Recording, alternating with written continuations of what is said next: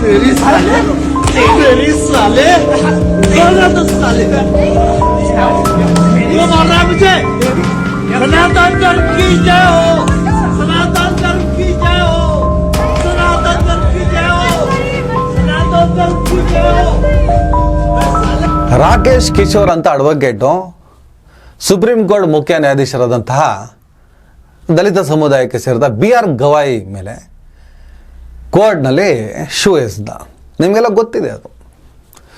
ಇಡೀ ದೇಶದಲ್ಲಿ ದೊಡ್ಡ ಪ್ರಮಾಣದಲ್ಲಿ ವಿವಾದವನ್ನು ಸೃಷ್ಟಿ ಮಾಡಿತು. ಕಳೆದ ಅಕ್ಟೋಬರ್ ತಿಂಗಳಿನಲ್ಲಿ ರಾಕೇಶ್ ಕಿಶೋರ್ ಎನ್ನುವಂಥ ಒಬ್ಬ ಮುದುಕ ವಕೀಲ ಇಡೀ ದೇಶ ಎಂದೆಂದು ಮರೆಯದ ಈ ದೇಶದ ಇತಿಹಾಸದ ಪುಟಗಳಲ್ಲಿ ಬ್ಲ್ಯಾಕ್ ಡೇ ಎಂದು ಬರೆಯಬಹುದಾದಂಥ ಒಂದು ದುಷ್ಕೃತ್ಯವನ್ನು ಮಾಡ್ತಾ ಬಾರ್ ಕೌನ್ಸಿಲ್ ಅವನ್ನ ಸಸ್ಪೆಂಡ್ ಮಾಡ್ತು.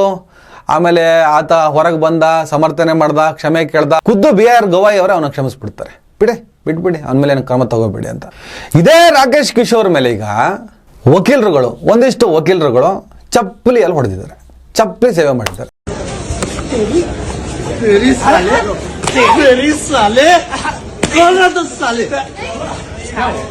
क्यों मार रहा है मुझे?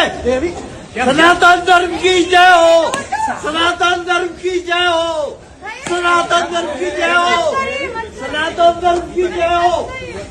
मैं साले ನಾವೀಗ ಹಿಂಸೆಗೆ ಹಿಂಸೆ ಉತ್ತರ ಆನಂದನ ಒಪ್ಕೊಳ್ಳೋದಕ್ಕೆ ಸಾಧ್ಯನೇ ಇಲ್ಲ.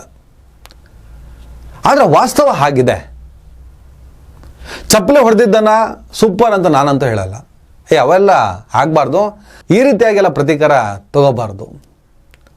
ಬಿಡಿ, ಅವನು ಮಾಡಿದಕ್ಕೂ ನೀವು ಮಾಡೋದಕ್ಕೆ ಏನು ಡಿಫ್ರೆನ್ಸು, ಹೀಗೆ ವಾದ ಮಾಡ್ಕೊಂಡು ಹೋಗ್ಬೋದು. ಆದರೆ ಅವ್ನು ಮಾಡಿದ್ದು ಸುಪ್ರೀಂ ಕೋರ್ಟ್ನ ಮುಖ್ಯ ನ್ಯಾಯಾಧೀಶರ ಮೇಲೆ ಒಬ್ಬ ಚಪ್ಪಲಿ ಶೂವನ್ನು ಎಸೆಯುವಷ್ಟು ಮಿತಿ ಮೀರ್ತಾನೆ ಅಂದರೆ ಈ ದೇಶದ ಜುಡಿಷಿಯಲ್ ಸಿಸ್ಟಮ್ ಬಗ್ಗೆ ನಾಳೆ ಯಾವ ರೀತಿ ಅಭಿಪ್ರಾಯ ಹೊರಗೆ ಬರ್ಬೋದು, ಮುಂದಿನ ಯುವ ಪೀಳಿಗೆಗೆ ಇದು ಯಾವ ರೀತಿಯಲ್ಲಿ ಮಾದರಿ ಆಗ್ಬೋದು. ಆ ಕಾರಣಕ್ಕೆ ಈ ಥರದ ಕೃತ್ಯಗಳಿಗೆ ಅದೇ ರೀತಿಯಲ್ಲಿ ಉತ್ತರ ಕೊಡ್ತೀವಿ ಅಂತ ಹೇಳ್ಬಿಟ್ಟು ರಾಕೇಶ್ ಕಿಶೋರ್ಗೆ ಹಾಕ್ಕೊಂಡು ಬಿಡ್ತಿದ್ದಾರೆ, ಚಪ್ಪಲಿ ತಗೊಂಡು ಹೊಡೆದಿದ್ದಾರೆ. ದೊಡ್ಡ ಪ್ರಮಾಣದಲ್ಲಿ ಆ ವಿಡಿಯೋ ವೈರಲ್ ಆಗ್ತಾ ಇದೆ. ಕರ್ಮ ರಿಟರ್ನ್ಸ್ ಆಗಿದೆ. ಇಲ್ಲಿ ಏನೇ ಪಾಪ ಕೃತ್ಯಗಳು ಮಾಡಿದ್ರು ಸತ್ತೋದ ಮೇಲೆ ಅದ್ಯಾವುದೋ ಸ್ವರ್ಗ ನರ್ಕ ಅಂತ ಕತೆ ಹೇಳ್ತಿರಲ್ಲ, ಅಲ್ಲಿ ತೀರ್ಮಾನಗಳಾಗಲ್ಲ. ಇಲ್ಲಿ ಮಾಡಿದ್ದನ್ನ ಇಲ್ಲೇ ಅನುಭವಿಸ್ಬೇಕು. ಅದಕ್ಕೆ ಸ್ಪಷ್ಟವಾದಂತಹ ಉದಾಹರಣೆ ರಾಕೇಶ್ ಕಿಶೋರ್ ಅಂತ ಹೇಳ್ಬಿಟ್ಟು ಚರ್ಚೆಗಳು ಸಾಮಾಜಿಕ ಜಾಲತಾಣದಲ್ಲಿ, ಮಾಧ್ಯಮಗಳಲ್ಲಿ ದೊಡ್ಡ ಪ್ರಮಾಣದಲ್ಲಿ ಹೊಡ್ಕೊಂಡಿದೆ. ಮಾಧ್ಯಮಗಳು ದೊಡ್ಡ ಪ್ರಮಾಣದಲ್ಲಿ ಕವರ್ ಮಾಡ್ತಾ ಇಲ್ಲ. ಒಬ್ಬ ದಲಿತ ನ್ಯಾಯಾಧೀಶರ ಮೇಲೆ ಒಬ್ಬ ಶೂ ಎಸೆದಿದ್ದನ್ನ ಸರಿನಾ ತಪ್ಪ ಅಂತ ವಿಮರ್ಶೆ ಮಾಡಿದ್ರು. ಖಜುರಾಹೋ ದೇವಾಲಯದಲ್ಲಿ ಲಾರ್ಡ್ ವಿಷ್ಣುವಿನ ಮೂರ್ತಿ ಪುನಃಸ್ಥಾಪನೆಗೆ ಸಂಬಂಧಿಸಿದ ಹಾಗೆ ಕೊಟ್ಟಂಥ ಆದೇಶದಲ್ಲಿ ಭಕ್ತರು ದೇವರಿಂದಲೇ ಉತ್ತರ ಪಡಿಬೋದು ಅಂತ ಹೇಳ್ಬಿಟ್ಟು ಸನಾತನ ಧರ್ಮಕ್ಕೆ ಅಪಮಾನ ಮಾಡಿದ್ದಾರೆ. ರಾಕೇಶ್ ಕಿಶೋರ್ ಗವಾಯಿ ಅವರ ಮೇಲೆ ಶೂ ಎಸೆದಿದ್ದನ್ನು ಸಮರ್ಥನೆ ಮಾಡೋದಕ್ಕೆ ಶುರು ಮಾಡಿದವರು ಇದೇ ಮಾಧ್ಯಮದವರು. ಇವತ್ತು ಸಾಮಾಜಿಕ ಜಾಲತಾಣಗಳಲ್ಲಿ ಮಾತ್ರ ತಕ್ಕ ಮಟ್ಟಿಗೆ ಸರಿಯಾಗಿ ಹೋಗ್ತಾ ಇದೆ. ಅಕ್ಟೋಬರ್ 6, 2025 ರಾಕೇಶ್ ಕಿಶೋರ್ ಗವಾಯಿ ಅವರ ಮೇಲೆ ಶೂವನ್ನು ಎಸೆದಿದ್ದು. ಈಗ ಡಿಸೆಂಬರ್ 9, 2025 ನಿನ್ನೆ ದಿನ ಕಾರ್ಕರಡೂಮಾ ಕೋರ್ಟ್ನಲ್ಲಿ ಕಿಶೋರ್ ಮೇಲೆ ಒಂದು ಗುಂಪು ಚಪ್ಪಲಿಗಳಿಂದ ದಾಳಿ ಮಾಡಿದೆ. ರಾಕೇಶ್ ಕಿಶೋರ್ ಸನಾತನ ಧರ್ಮಕ್ಕೆ ಜೈ ಅಂತ ಹೇಳ್ಬಿಟ್ಟು ಒಂದಿಷ್ಟು ವಾಪಸ್ಸು ಹೊಡೆಯೋದಕ್ಕೆ ಪ್ರಯತ್ನ ಪಡೆದು ವಯಸ್ಸಾಗಿದೆ. ಆ ಅಪ್ಪನ ಮಾನಸಿಕತೆ ಯಾಕೋ ಸಿಕ್ಕಾಪಟ್ಟೆ ಸರಿ ಇಲ್ಲ ಅಂತ ಅನಿಸ್ತಾ ಇದೆ ನನಗೆ. ಆತನ ರಿಯಾಕ್ಷನಲ್ಲಿ ನೋಡ್ಬಿಟ್ರೆ ಆತನಿಗೆ ಮಾನಸಿಕ ಚಿಕಿತ್ಸೆ ಆಗಬೇಕಾಗಿದೆ. ಅವತ್ತು ಶೂ ಎಸೆದಿದ್ದಕ್ಕೂ ನಿನ್ನೆ ಚಪ್ಪಲಿಯಲ್ಲಿ ಏಟು ತಿಂತ ಇದ್ದಿದ್ದಕ್ಕೂ ಎರಡನ್ನು ನಾನು ನೋಡ್ತಾ ಇದ್ದೆ.